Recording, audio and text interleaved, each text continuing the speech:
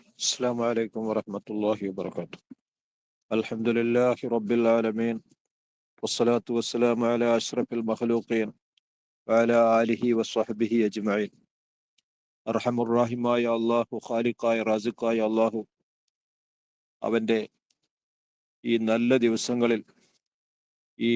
നല്ല ദിവസങ്ങളിൽ നല്ല സ്ഥലങ്ങളിൽ നടക്കുന്ന കാര്യങ്ങളുടെ ബഹുമതി കൊണ്ട് നമ്മെ എല്ലാം നജാത്തിന്റെ അഹ്ലുകാരിൽ ഉൾപ്പെടുത്തി അനുഗ്രഹിക്കട്ടെ. ഹജ്ജ് സംബന്ധമായിട്ടും അതുമായിട്ട് ബന്ധപ്പെട്ട കാര്യങ്ങളെക്കുറിച്ചുമാണ് പറഞ്ഞു വന്നത്. അതിന്റെ ബാക്കിയാണ് ഇനിയും കുറച്ച് പറയാനുള്ളത്. അഊദു ബില്ലാഹി മിനശ് ശൈത്വാനിർ റജീം. ബിസ്മില്ലാഹിർ റഹ്മാനിർ റഹീം. വദ്കുറുല്ലാഹ ഫീ അയ്യാമിൻ മഅദൂദാത്. فمن تعجل في يومين فلا إثم عليه ومن تأخر فلا إثم عليه لمن اتقى واتقوا الله واعلموا أنكم إليه تحشرون. അങ്ങനെ ഹജ്ജിന് ഇഹ്റാം കിട്ടിയ മനുഷ്യൻ ദുൽഹിജ്ജ മാസം 9-ാം തീയതി അറഫയിൽ ഒത്തുകൂടി. അറഫ നഷ്ടപ്പെട്ടാൽ ഒരു കാരണവശാലും ആ കൊല്ലത്തെ ഹജ്ജ് വീണ്ടെടുക്കാവതല്ല. അതിനുശേഷം അവൻ മുസ്ദലിഫയിലേക്ക് മടങ്ങി. ആ രാത്രി മുസ്ദലിഫയിൽ രാപ്പാർക്കേണ്ടതുണ്ട്. അവിടെ നിന്നാണ് ജമറാത്തുകളിൽ എറിയാനുള്ള കല്ല് പെറുക്കലും അവിടെ പ്രത്യേകമായ പ്രാർത്ഥന നടത്തലുമൊക്കെ. ശേഷം മിനായിലേക്ക് മടങ്ങുന്നു. പെരുന്നാൾ ദിവസം ഒരു ജംറയിൽ കല്ലെറിയുന്നു. 70 കല്ലാണ് മുസ്ദലിഫയിൽ നിന്ന് ഇവൻ പെറുക്കിയെടുത്തിട്ടുള്ളത്.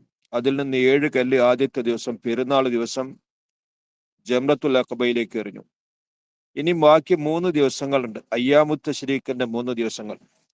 ആ ദിവസങ്ങളിൽ ഇവൻ ഇഹ്റാം കെട്ടിയ ഇയാൾ മിനായിൽ ഇങ്ങനെ കഴിഞ്ഞുകൂടുന്നു. ആകെ ഒരു പണി മാത്രമാണുള്ളത്. എന്താ? 3 ജമറകളിൽ കല്ലെറിയണം. 7 കല്ല് വീതം 3 ജമറാത്തുകളിൽ. അങ്ങനെ 21 കല്ലെറിയലാണ് ആകെ ഒരു പണിയുള്ളത്. ബാക്കി സമയമൊക്കെ എന്ത് ചെയ്യണം? അതാ പറയുന്നത്. വദ്കുറുല്ലാഹ, നിങ്ങൾ അള്ളാഹുവിനെ സ്മരിക്കണം, അള്ളാഹുവിനെ പറയണം. ഫി അയ്യാമിൻ മഅദൂദാത്തിൻ, എണ്ണപ്പെടുന്നതായ ദിവസങ്ങളിൽ. അതേ ദിവസം ഏതാണ്? അത് ദുൽഹിജ്ജ മാസത്തിന്റെ 11, 12, 13 തീയതികൾ. അതാണ് അയ്യാമുത്ത് തശ്രീഖിന്റെ ദിവസങ്ങൾ. ആ ദിവസങ്ങളിൽ അള്ളാഹുവിനെ സ്മരിക്കുകയും അള്ളാഹുവിനെ പറയുകയും വേണം. അങ്ങനെ 3 ദിവസം കഴിഞ്ഞതിന് ശേഷം അവന് മിനായിൽ നിന്ന് മടങ്ങാം. അയ്യാമുത്ത് തശ്രീഖിന്റെ 3 ദിവസം കഴിഞ്ഞതിന് ശേഷം മടങ്ങാം. ഇനി ഒരാള് 3 ദിവസം നിൽക്കുന്നില്ല, 2 ദിവസം കല്ലെറിഞ്ഞതിന് ശേഷം മടങ്ങുകയാണെങ്കിലോ, ഫമൻ തഅജ്ജല, ഒരാള് വേഗത്തിൽ പോന്നാൽ, ഫി യൗമൈനി, 2 ദിവസത്തിലെ ഏറ് കഴിഞ്ഞതിന് ശേഷം. അപ്പോൾ പെരുന്നാൾ ദിവസത്തിലെ ഏറിയൽ കഴിഞ്ഞു. അയ്യാമുത്ത് തശ്രീഖിന്റെ ആദ്യത്തെ ദിവസവും 2-ാമത്തെ ദിവസവും കല്ലെറിഞ്ഞു. അതിന് ശേഷമായിട്ട് അവൻ അവന്റെ വാസസ്ഥലത്തേക്ക് മടങ്ങുകയാണെങ്കിൽ ഫലാ ഇസ്മ അലൈഹി, അവന്റെ മേൽ കുറ്റമില്ല. വമൻ തഅഖറ, ഒരാൾ പിന്തി, അന്ന് മടങ്ങിയില്ല, 3-ാമത്തെ ദിവസവും അവിടെ നിന്നു, എന്നിട്ട് പോരാമെന്ന് വെച്ചു, എന്നാൽ ഫലാ ഇസ്മ അലൈഹി, അതിനും അവന്റെ മേൽ കുറ്റമില്ല. ചുരുക്കത്തിൽ ഈ വിഷയത്തിൽ അവനൊരു സൗകര്യം ശാരി ചെയ്തിട്ടുണ്ട്. വേഗത്തിൽ പോരേണ്ട ആളുകളുണ്ടാവും. അവർക്ക് 2 ദിവസത്തെ ഏറ് കഴിഞ്ഞിട്ട് മടങ്ങുന്നതിന് വിരോധമില്ല. പക്ഷെ ഒരു ഉപാധിയുണ്ട്. 2-ാമത്തെ ദിവസം കല്ലെറിഞ്ഞതിന് ശേഷം മഗ്‌രിബിന്റെ മുമ്പായിട്ട് അവൻ മിന വിട്ടിരിക്കണം. മഗ്‌രിബിന് ശേഷം മിനായിൽ ഉണ്ടായാൽ പിന്നെ പിറ്റേ ദിവസത്തെ ഏറ് കഴിഞ്ഞതിന് ശേഷമേ പോകാൻ പറ്റൂ. ഇങ്ങനെ ആദ്യം വേഗത്തിൽ പോരുന്നവർക്ക് അങ്ങനെ ചെയ്യുന്നതിന് വിരോധമില്ല. അതാണ് ഫമൻ തഅജ്ജല ഫീ യൗമൈനി ഫലാ ഇസ്മ അലൈഹി. എന്നാൽ അന്ന് പോരാതെ പിറ്റേ ദിവസവും അവിടെ നിൽക്കുക, എന്നിട്ട് അന്നത്തെ കല്ലെറിയലും കൂടി നടത്തുക. ഇങ്ങനെ വെക്കുകയാണെങ്കിലോ ഫലാ ഇസ്മ അലൈഹി, അതിനും യാതൊരു കുറ്റവുമില്ല. എന്ന് വെച്ചാൽ അതാണ് ഏറ്റവും പരിപൂർണമായത്, അതാണ് ചെയ്യേണ്ടത്. എന്നാലും മനുഷ്യന് പലവിധ ആവശ്യങ്ങളാണല്ലോ. അവന് നേരത്തെ പോരേണ്ട വല്ല ആവശ്യങ്ങളുമുണ്ട്, അത്യാവശ്യങ്ങളുണ്ട്, അല്ലെങ്കിൽ മിനായിൽ നിൽക്കാൻ പറ്റാത്ത ചില ചുറ്റുപാടുകൾ ഉണ്ടായി. അങ്ങനെയൊക്കെ വന്നാൽ 2 ദിവസത്തിന് മേൽ ചുരുക്കുന്നതിനും അന്ന് ഉറൂബാകുന്നതിന്റെ മുമ്പ് മിന വിടുന്നതിനും തെറ്റില്ല. ലിമനിത്തക്കായി പറയപ്പെട്ടതൊക്കെ തഖ്വ ചെയ്യുന്നവനുള്ളതാകുന്നു. അള്ളാഹുവിനെ ഭയപ്പെട്ട് ജീവിതത്തിൽ സൂക്ഷ്മത പാലിക്കുന്നവർക്കുള്ളതാണ് ഈ നിർദ്ദേശങ്ങളൊക്കെ. വത്തഖുല്ലാഹ, അള്ളാഹുവിനെ പേടിച്ചുകൊണ്ട് അള്ളാഹുവിന്റെ വിധിവിലക്കുകളെ മാനിച്ചുകൊണ്ട് സൂക്ഷ്മതയോടുകൂടെയാവണം നിങ്ങളുടെ ജീവിതം. ഏത് കാര്യം ചെയ്യുമ്പോഴും ഈ വിഷയത്തിൽ അള്ളാഹുവിന്റെ നിലപാടെന്ത്, അള്ളാഹുവിന്റെ കൽപ്പന എങ്ങനെയെന്ന് ഓർത്ത് അതിന് വിധേയപ്പെട്ടുകൊണ്ടായിരിക്കണം അവന്റെ ജീവിതം. വഅലമു, നിങ്ങൾ മനസ്സിലാക്കേണ്ട ഒരു കാര്യം ഇതാണ്, അന്നക്കും, തീർച്ചയായും നിങ്ങൾ എല്ലാവരും, ഇലൈഹി, അള്ളാഹുവിലേക്ക് തന്നെ തുഹ്ശറൂന, ജംഅ ചെയ്യപ്പെടുന്ന, ഒരുമിച്ച് കൂട്ടപ്പെടുന്നവരാകുന്നു. ആരെയും ഒഴിവാക്കാതെ എല്ലാവരെയും മഹ്ശറയിൽ ഒരുമിച്ച് കൂട്ടപ്പെടുന്ന ഒരു ദിവസമുണ്ട്. ആ ദിവസത്തിൽ മനുഷ്യൻ ചെയ്യുന്ന ഓരോ കാര്യങ്ങളെക്കുറിച്ചും ചോദ്യവും വിചാരണയുമുണ്ട്. അത് കഴിഞ്ഞതിന് ശേഷമേ എവിടേക്കാണ് അവൻ എന്ന് തീരുമാനിക്കപ്പെടൂ. അതുകൊണ്ട് ഏത് കാര്യം ചെയ്യുമ്പോഴും അവൻ തഖ്വയിൽ അധിഷ്ഠിതമായ നിലക്കായിരിക്കണം ചെയ്യേണ്ടത്. ഇങ്ങനെയാണ് മിന സംബന്ധമായിട്ട് പറയാനുള്ളത്. അത് കഴിഞ്ഞു. ഇനി മുനാഫിക്കുകളായ ചില ആളുകളുണ്ട്. മുനാഫിക്കുകൾ എന്ന് പറഞ്ഞാൽ തന്നെ ഉള്ളിൽ കുഫറും പുറത്തേക്ക് ഈമാനും വെളിവാക്കി നടക്കുന്നവരാണ്. യഥാർത്ഥത്തിൽ അവർ മുഅ്മിനുകളല്ല, അവർ അവിശ്വാസികൾ തന്നെ. എന്നാൽ അവർ നല്ല സംസാരം, വശ്യമായ സംസാരം കൊണ്ട് പലപ്പോഴും പലരെയും വശീകരിക്കാറുണ്ട്. ഈ കൂട്ടത്തിൽപ്പെട്ടവരാണെന്ന് മാത്രമല്ല, ഈ കൂട്ടത്തിലെ ഏറ്റവും മികച്ചവരാണെന്ന് തോന്നിപ്പിക്കുന്ന നിലക്ക് അവർ സംസാരിപ്പിക്കാറുമുണ്ട്. അവരുടെ ഉള്ളുകളികൾ അള്ളാഹു പലപ്പോഴായിട്ട് വെളിവാക്കിയിട്ടുമുണ്ട്. അവരെ സംബന്ധിച്ച് രണ്ടുവാക്ക്. ومن الناس من يعجبك قوله في الحياة الدنيا ويشهد الله على ما في قلبه وهو ألد الخصام. ومن الناس, മനുഷ്യരിൽപ്പെട്ടവരാകുന്നു, ഇവരും മനുഷ്യർ തന്നെയാണ്. എന്താ? മൻ യുഅ്ജിബുക, നിങ്ങളെ അത്ഭുതപ്പെടുത്തുന്നവര്. എന്ത് അത്ഭുതപ്പെടുത്തുന്നു? ഖൗലുഹു, അവന്റെ വാക്ക്. ഫിൽ ഹയാത്തി ദുനിയ, ഇഹലോക ജീവിതത്തിന്റെ കാര്യത്തിൽ അവർ സംസാരിക്കാൻ തുടങ്ങിയാൽ അവരുടെ സംസാരം നിങ്ങളെ വളരെ അത്ഭുതപ്പെടുത്തും. എന്തൊരു വാചാലതയാണ് അവർക്ക്. പഴുതുകൾ അടച്ച് സംസാരിക്കാനുള്ള കഴിവ് വളരെ മികച്ചതാകുന്നു. ഇവരുടെ സംസാരം കേട്ടാൽ നിങ്ങൾ പലപ്പോഴും അത്ഭുതപ്പെട്ടു പോകും. അതും മനുഷ്യർ തന്നെയാകുന്നു.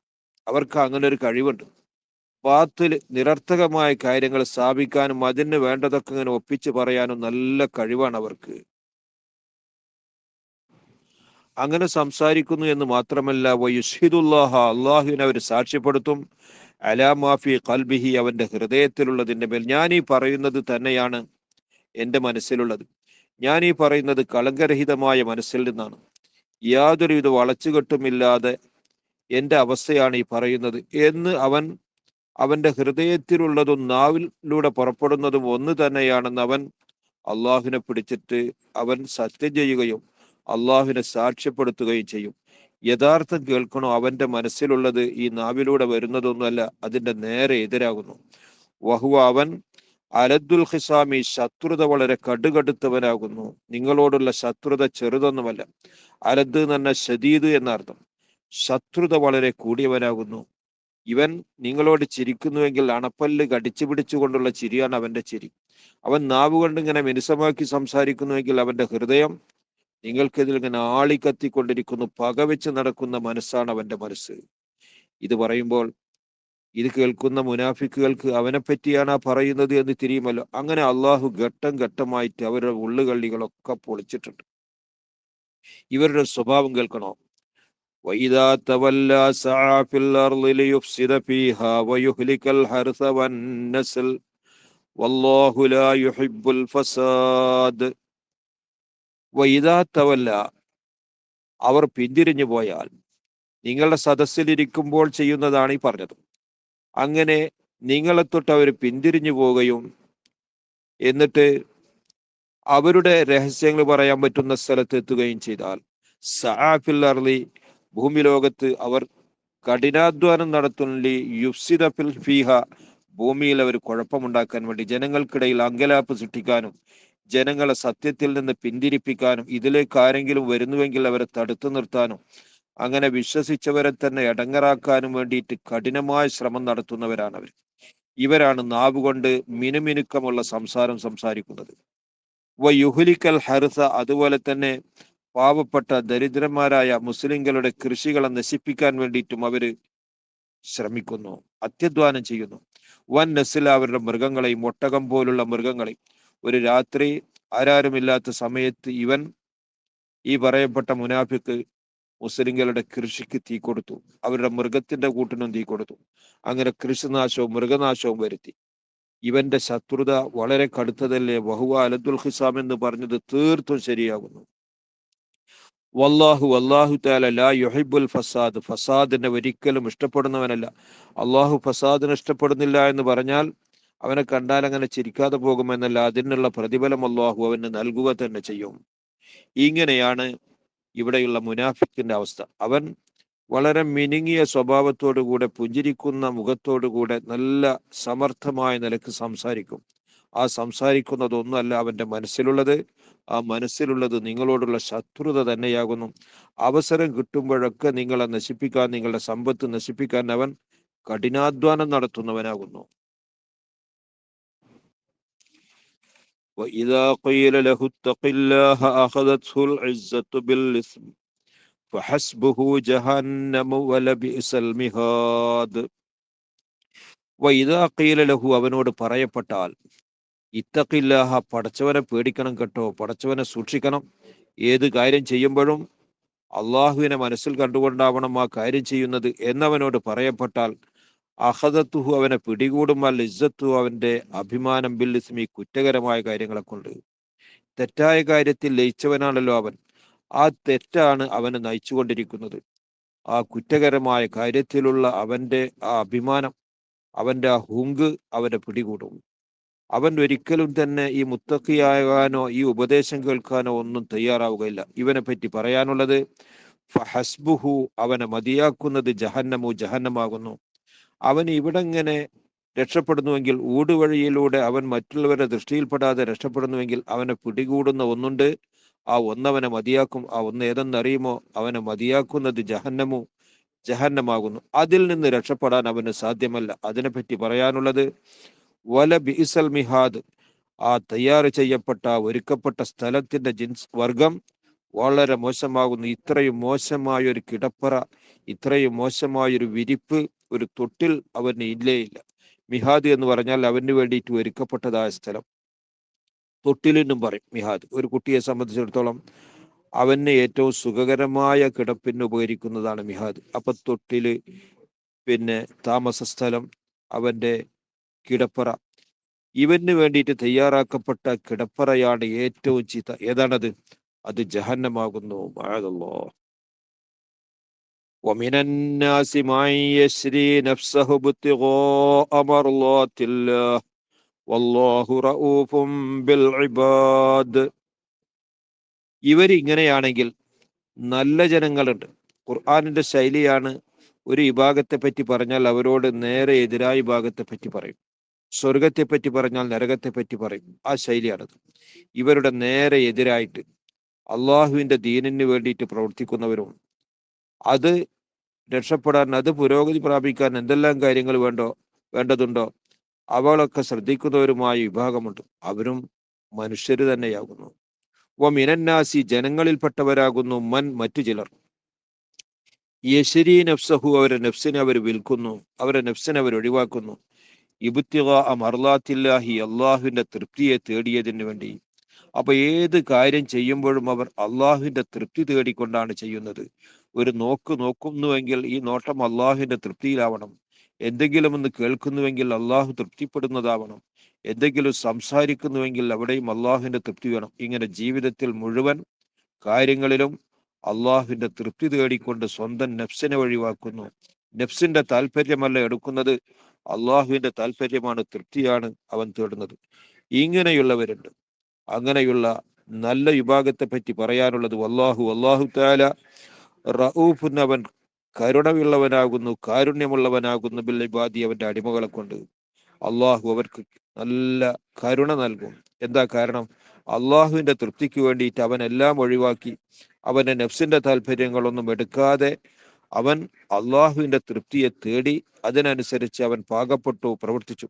അതുകൊണ്ട് ആ അടിമകളൊക്കെ അള്ളാഹു കരുണ ചെയ്യുന്നവനാകുന്നു. അഹ്ലു കിതാബികളായ ആളുകൾ, ജൂതന്മാരായ വിഭാഗം പ്രത്യേകിച്ച്, ചില കാര്യങ്ങളൊക്കെ ഈ ദീനിൽ പറയപ്പെട്ടതനുസരിച്ച് അവർ വിശ്വസിക്കുകയും പ്രവർത്തിക്കുകയും ചെയ്യുന്നു. മറ്റു പല കാര്യങ്ങളെയും അവർ തള്ളിക്കളയുന്നു. ഇങ്ങനെ അവർക്ക് സൗകര്യപ്പെട്ടത് പല കാര്യങ്ങളിലും അവർ റസൂലുള്ളാഹിനെ സമീപിക്കുന്നു, ചില വിധികൾക്കൊക്കെ വേണ്ടിയിട്ട്. ആ വിധി, ഈ ദീനിന്റെ വിധി അവർക്ക് അനുകൂലമായതുകൊണ്ടാണ് അതിന് വേണ്ടിയിട്ട് സമീപിക്കും. എന്നാൽ മറ്റു പല കാര്യങ്ങളും വരുമ്പോൾ അവര് ഇതിനെ തള്ളുകയും ചെയ്യുന്നു. ഇങ്ങനെ സൗകര്യപ്രകാരം ഇതിലേക്ക് കടക്കുകയും പുറത്തു പോവുകയും ചെയ്യുന്ന ഒരു കൂട്ടരുണ്ട്. യാ അയ്യുഹല്ലദീന ആമനു ദുഖുലൂ ഫിസ്സിൽമി കാഫ്ഫ വലാ തത്തബിഉ ഖുതുവാതിശ് ശൈത്വാൻ ഇന്നഹു ലക്കും അദുവ്വും മുബീൻ. യാ അയ്യുഹല്ലദീന ആമനു, ഓ സത്യവിശ്വാസികളെ, ഉദ്ഖുലു, നിങ്ങൾ പ്രവേശിക്കൂ, ഫിസ്സിൽമി, ദീൻ ഇസ്ലാമിലേക്ക് പ്രവേശിക്കൂ, കാഫത്തൻ, ഒന്നും ഒഴിയാതെ എല്ലാ കാര്യത്തിലും. ഏത് കാര്യം വരുമ്പോഴും ആ കാര്യത്തിൽ ദീനിന്റെ നിലപാടെന്തോ അതനുസരിച്ചാവണം നിങ്ങളുടെ പ്രവർത്തനം, നിങ്ങളുടെ സംസാരം, നിങ്ങളുടെ ചിന്ത. ചുരുക്കത്തിൽ ദീൻ ഇസ്ലാമിന്റെ കാര്യങ്ങളിൽ നിങ്ങൾ പരിപൂർണരായിട്ട് പ്രവേശിക്കണം. അതിന്റെ കാര്യങ്ങളിൽ നിന്ന് ഒന്നും ഒഴിവാക്കരുത്. അഹ്ലു കിതാബികളായ ആളുകൾ, ജൂതന്മാർ ചെയ്തിരുന്നത് ഇങ്ങനെയാണ്. ചില കാര്യങ്ങളൊക്കെ അവർ വിശ്വസിക്കുകയും മറ്റു പല കാര്യങ്ങളും അവർ തള്ളിക്കളയുകയും ചെയ്യുന്നു. ഇങ്ങനെയുള്ള സ്വഭാവം നിങ്ങൾക്കുണ്ടാകാൻ പാടില്ല. അങ്ങനെ ചെയ്യുന്നത് പൈശാചികമാകുന്നു. വലാ തത്തബിഉ, നിങ്ങൾ തുടരരുത്, ഖുതുവാത്തി ശൈത്വാനി, പിശാചിന്റെ കാൽപ്പാടുകളോട് നിങ്ങൾ തുടരരുത്. പിശാചിന്റെ കാൽപ്പാടാണത്. ആ വേണ്ടാത്തരങ്ങളിലേക്ക് വഴികാട്ടി കൊടുക്കലും അതിനാവശ്യമായ സഹായം ചെയ്യലൊക്കെ പിശാചിന്റെ ദുർമാർഗമാകുന്നു. അവന്റെ കാൽപ്പാടുകളോട് നിങ്ങൾ തുടരരുത്. എന്തേ കാരണം? ഇന്നഹു, തീർച്ചയായും പിശാച്, ലക്കും, നിങ്ങൾക്ക്, അദുവ്വും മുബീനും, അവൻ ശത്രുവാണെന്ന കാര്യം വളരെ വ്യക്തമാകുന്നു. നിങ്ങളുടെ ആദ്യ കാലഘട്ടം മുതൽ തന്നെ നിങ്ങളെ തകർക്കാനും നിങ്ങളെ പിഴപ്പിക്കാനും വേണ്ടിയിട്ട് ശ്രമിക്കുന്നവനാണ് അവൻ. അവന്റെ ശത്രുത വളരെ വ്യക്തമായതാകുന്നു. അതുകൊണ്ട് അവൻ കാണിച്ചു തരുന്ന കാൽപ്പാടുകളിലേക്ക് നിങ്ങൾ തുടരുകയോ അവനെ അനുഗമിക്കുകയോ ചെയ്യരുത്. فإن زللتم من بعد ما جاءتهم البينات فاعلموا أن الله عزيز حكيم. ഒരു തെറ്റ് അറിയാതെ ചെയ്യുന്നതും ആ കാര്യത്തിന്റെ ഗൗരവവും അത് തെറ്റാണെന്നുള്ള അറിവും ഉണ്ടായതിന് ശേഷം ചെയ്യുന്നതും തമ്മിൽ വ്യത്യാസമുണ്ട്. അത് രണ്ടും ഒരുപോലെയല്ല. അതാണ് പറയുന്നത്. ഒരു മനുഷ്യൻ ഒരു തെറ്റ് ചെയ്യുന്നു, ആ തെറ്റ് ചെയ്യുന്നത് അവൻ അറിയാതെ ചെയ്തു പോകുന്നതാണെങ്കിൽ അതിന് ചിലപ്പോഴൊക്കെ വിട്ടുവീഴ്ചേണ്ടത് വരും. എന്നാൽ അറിഞ്ഞുകൊണ്ട് അതിന്റെ ഗൗരവം മനസ്സിലാക്കിയ തെറ്റ് വളരെ കടുത്തതാണെന്ന് മനസ്സിലാക്കിയതിന്റെ ശേഷം ചെയ്യുകയാണെങ്കിലോ അത് അങ്ങനെ വിട്ടുവീഴ്ചയ്ക്ക് അർഹതപ്പെട്ടതല്ലോ. ഫൈൻ സലൽത്തു, നിങ്ങൾ പിഴവ് ചെയ്താൽ, പിഴവായ തെറ്റായ കാര്യം ചെയ്തു, മിൻ ബഅദി മാ ജാഅത്കുമുൽ ബയ്യിനാത്തു, നിങ്ങൾക്ക് വ്യക്തമായ തെളിവുകൾ വന്നതിന് ശേഷം. അപ്പൊ ആ കാര്യം തെറ്റാണ്, അത് ചെയ്യരുത്, അതിലേക്ക് പോകരുത് എന്ന് അറിയിക്കുന്ന ലക്ഷ്യങ്ങളും തെളിവുകളൊക്കെ നിങ്ങൾക്ക് വന്നു, ബോധ്യപ്പെട്ടു. അതിന് ശേഷമായിട്ട് കുറ്റകരമായ കാര്യം നിങ്ങൾ പ്രവർത്തിച്ചാൽ അതിന് കടുകടുത്ത ശിക്ഷയുണ്ട്. അതാണ് ഫഅലമു, എങ്കിൽ നിങ്ങൾ മനസ്സിലാക്കണം, അന്നല്ലാഹ, തീർച്ചയായും അല്ലാഹു തആല അസീസുൻ, അവൻ ജയിച്ചടക്കുന്നവനാകുന്നു, അവൻ പ്രതാപമുള്ളവനാകുന്നു. അവൻ നിങ്ങളെ ശിക്ഷിക്കാൻ ഉദ്ദേശിച്ചാൽ അവന്റെ ശിക്ഷയിൽ നിന്ന് രക്ഷപ്പെടാനോ അവന്റെ പിടിയിൽ നിന്ന് മാറാനോ നിങ്ങൾക്ക് യാതൊരു കഴിവുമില്ല. അള്ളാഹു ഇസ്സത്തുള്ളവനാകുന്നു, പ്രതാപമുള്ളവനാകുന്നു. ഹക്കീമുൻ, എന്നാൽ നീ ചെയ്യുന്ന തെറ്റിനനുസരിച്ച് ഉടനെ നിങ്ങളെ പിടികൂടുന്നില്ലെങ്കിൽ അതിന് കാരണം അതിൽ ചില തത്വങ്ങൾ അടങ്ങിയിട്ടുണ്ട്. ഹക്കീമുൻ, അവൻ ഹിക്മത്ത് അനുസരിച്ച്, ഓരോന്നിന്റെയും തത്വമനുസരിച്ച്, അതാതിന്റെ ആവശ്യകത അനുസരിച്ച് പ്രവർത്തിക്കുന്നവനാകുന്നു. അതുകൊണ്ട് ഇപ്പോൾ ശിക്ഷിച്ചില്ല എന്നതുകൊണ്ട് ഞാൻ രക്ഷപ്പെട്ടു എന്ന് ആരും മനസ്സിലാക്കരുത്. ശിക്ഷ വരാനിരിക്കുന്നതേ ഉള്ളൂ. എപ്പോഴാണ് ആ ശിക്ഷ? അതുതാ, ഹൽ യൻളുറൂന ഇല്ലാ അൻ യഅതിയഹുമുല്ലാഹു ഫീ ളുലലിൻ മിനൽ ഗമാം വൽ മലായികതു വഖുളിയൽ അംർ വഇലല്ലാഹി തുർജഉൽ ഉമൂർ. ഹൽ യൻളുറൂന, അവർ പ്രതീക്ഷിക്കുന്നുവോ? അവർ പ്രതീക്ഷിക്കുന്നില്ല. ഹൽ യൻളുറൂന, അവർ പ്രതീക്ഷിക്കുന്നില്ല, കാത്തിരിക്കുന്നില്ല. ഇല്ലാ അൻ യഅതിയഹുമുല്ലാഹു, അല്ലാഹു അവർക്ക് വരലിനെയല്ലാതെ. അള്ളാഹു എന്ന് പറഞ്ഞാൽ അള്ളാഹുവിന്റെ ഭാഗത്തിൽ നിന്നുള്ള അദാബ്. ഫീ ളുലലിൻ മിനൽ ഗമാമി, കാർമേഘത്തിൽ നിന്നുള്ള ഇരുളിൽ, കാർമേഘത്തിന്റെ തണലിൽ അപ്പൊ അത് വരുമ്പോൾ അവർക്ക് ചിലപ്പോൾ തോന്നിപ്പോകും അത് മഴ വരികയാണ്, ഞാമത്ത് വരികയാണ് എന്ന്. അത് പിന്നീട് അള്ളാഹുവിന്റെ അദാബാണെന്ന് ബോധ്യപ്പെടും. ഇങ്ങനെയുള്ള അദാബ് വരലിനെയല്ലാതെ അവർ കാത്തിരിക്കുന്നില്ല. മറ്റൊരു പക്ഷെ പരലോകത്തുള്ള ശിക്ഷ. അവരെല്ലാവരും പരലോകത്തെത്തി. ഇനി ആകാശലോകത്തുള്ള മലക്കുകളൊക്കെ വന്നു ഇവരെ വലയം ചെയ്തു. അവർ ശിക്ഷയിൽ ഇത് അകപ്പെടാൻ പോകുന്നു. അതിന്റെ മുന്നോടിയായിട്ട് അള്ളാഹുവിന്റെ അദാബ് വരുന്നതിന്റെ ആമുഖമായിട്ട് മലക്കുകളൊക്കെ ആകാശത്തിൽ നിന്ന് ഇറങ്ങി വരും. അതുപോലെ തന്നെ അള്ളാഹുവിന്റെ അദാബ് ഇറങ്ങി വരും. വൽ മലായികത്തു, മലക്കുകൾ വരലിനെയല്ലാതെയും അവർ പ്രതീക്ഷിക്കുന്നില്ല. അപ്പൊ ശിക്ഷ കൊണ്ട് ഏൽപ്പിക്കപ്പെട്ട മലക്കുകളും അള്ളാഹുവിന്റെ ശിക്ഷയും വരും, അതിനെയല്ലാതെ അവർ കാത്തിരിക്കുന്നില്ല. കുളിയെല്ലാം കാര്യങ്ങളെ വിധിക്കപ്പെട്ടു. അള്ളാഹു ഒരു കാര്യം തീരുമാനിച്ചത് നടപ്പാക്കുന്നുവെങ്കിൽ അതിന് യാതൊരുവിധ ലംഘനവുമില്ലാതെ നടന്നത് തന്നെ കുളിയെല്ലാം കാര്യം തീർപ്പാക്കപ്പെട്ടിരിക്കുന്നു. ഇലൈഹി, അള്ളാഹുവിലേക്ക് തന്നെ തുർജഉ, മടക്കപ്പെടും. അൽ ഉമൂറു, കാര്യങ്ങളെ മുഴുവൻ അള്ളാഹുവിലേക്ക് തന്നെ മടക്കപ്പെടും. അതുകൊണ്ട് ഏത് കാര്യം ചെയ്യുന്ന സമയത്തും ഇത് അള്ളാഹു എന്നോട് പറഞ്ഞതിന് അനുസരിച്ചാവുന്നുണ്ടോ അതോ അള്ളാഹുവിന്റെ കൽപ്പനയ്ക്ക് എതിരായിട്ടാണോ എന്ന ബോധം അവനുണ്ടായിരിക്കണം. തഖ്വ കൈവിടാതെ എല്ലാ സമയത്തും അതിനെ മുറുകെ പിടിച്ചുകൊണ്ടായിരിക്കണം അവന്റെ ജീവിതം.